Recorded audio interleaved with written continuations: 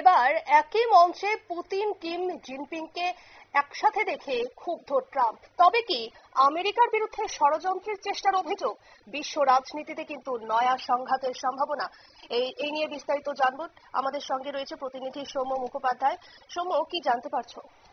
দেখো, বিষয়টা সূত্রপাত হয়েছিল 31শে আগস্ট থেকে। 31শে আগস্ট চীনের তিয়ানজিং শহরে, সেখানে এশীয় সম্মেলনে পুতিন, রাশিয়ার প্রেসিডেন্ট পুতিন, চীনের প্রেসিডেন্ট শি জিনপিং এবং কিমকে এশীয় সম্মেলনের আড়ালে কথা বলতে দেখা গেছিল। তবে মঞ্চতেই একসাথে তিনজনকে কথা বলতে দেখা গেছিল, যেখানে আমরা ভারতের প্রধানমন্ত্রী নরেন্দ্র মোদীর ছবিও দেখতে পাই।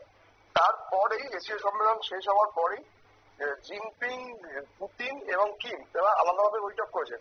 আর এই বৈঠকের কথা প্রকাশ্যে আসার পরেই প্রচন্ড রেগে গেছেন মার্কিন প্রেসিডেন্ট ডোনাল্ড ট্রাম্প। কারণ দেখো, জিনপিং আর চীনকে বর্তমানে ডোনাল্ড ট্রাম্প শত্রু মনে করছেন, এবং তার সাথে কিম।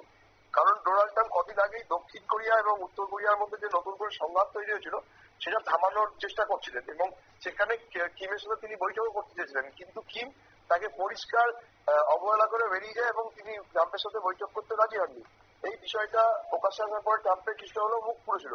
আর এখন যখন ট্রাম্পকে পাত্তা না দিয়ে পুতিন এবং জিনপিং এর সাথে কিম বৈঠক করছেন, তার ছবি থেকে ট্রাম্প প্রচন্ড রেগে গেছে, এবং ট্রাম্পের নয়া একটা হুঁশিয়ারি তিনি দিয়েছেন যে যদি এইভাবে তার বিশ্ব রাজনীতিতে এইরকম পরিস্থিতি তৈরি হয় যে যেখানে আমেরিকার ভাবমূর্তি নষ্ট করার কোন রাষ্ট্র চেষ্টা করবে, তাহলে আমেরিকা কিন্তু তার ক্ষমতার কথা বুঝিয়ে দেবে বলেই ট্রাম্প এটা উল্লেখ করেছেন। পাশাপাশি তিনি এটাও উল্লেখ করেছেন যে বিশ্বে অরাজকতা সৃষ্টি করার জন্য কিছু কিছু শক্তি সক্রিয় হয়েছে।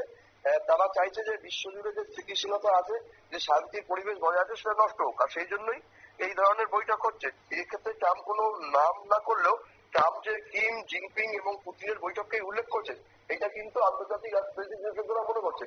আর এর ফলে কিম, পুতিন এবং জিনপিং যদি এক হন, ট্রাম্প এর পক্ষে তাদের বিরুদ্ধে লড়াই করা খুবই শক্ত হয়ে যাবে, এবং নতুন একটা সংঘাতের পরিস্থিতি তৈরি হচ্ছে, যেখানে একদিকে হয়তো থাকতে পারে শি জিনপিং, ভ্লাদিমির পুতিন এবং কিম জং উন, অন্যদিকে আমেরিকা এবং তার বন্ধু দেশরা। সেরকম যদি পরিস্থিতি তৈরি হয়, তাহলে গোটা বিশ্বের মধ্যে কিন্তু একটা ভয়াবহ পরিস্থিতি তৈরি হবে।